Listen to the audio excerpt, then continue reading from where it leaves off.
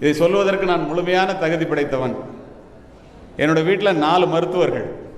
நான் ஒரு மருத்துவமனைக்கு சொந்தக்காரன். இதுக்கு காரணம் நான் இல்லை.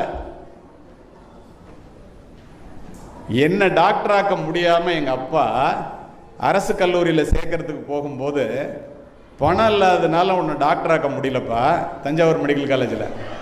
மன்னர் சரபோஜி அரசு கல்லூரியில் சேர போகும்போது பஸ்ஸில் போய் அங்கே இறங்கினேன். உன்னை தான் டாக்டராக்க முடியல, இந்த மருத்துவக் கல்லூரியினுடைய சுவற்றையாவது தொட்டு பார்த்து விட்டு வருகிறேன் என்று மெடிக்கல் காலேஜ் செவுத்த போய் தொட்டு பார்த்துட்டு அழுதுகிட்டே வந்தாங்க. இதை ஏன் சொல்கிறேன்னு தெரியுமா? இந்த மாணவர்கள் பெற்றோர்களுடைய சிரமங்களை புரிந்து கொள்ள வேண்டும். வறுமை சிறுமை அல்ல. வறுமையை கண்டு பயந்து விடாதே, ஒரு திறமை இருக்கு மறந்து விடாதே அப்படிங்கிறத நீங்கள் புரிஞ்சுக்கணும். இந்த சம்பவம் என்னுடைய மனதிலே மிகப்பெரிய தாக்கத்தை ஏற்படுத்திய காரணத்தினால் நானும் என்னுடைய மனைவியும் என்னுடைய பிள்ளைகளிடம் இந்த சம்பவத்தை சொல்லி சொல்லி வளர்த்த காரணம், பிள்ளைகளும் படித்த காரணத்தினால் இன்று 4 பேர் என் வீட்டில் மருத்துவர்கள் இருக்காங்கன்னா அத்துணையும் என்னுடைய ஏழை தந்தை அன்று என்னுடைய மனதிலே உண்டாக்கிய தாக்கமே அன்றி வேறல்ல.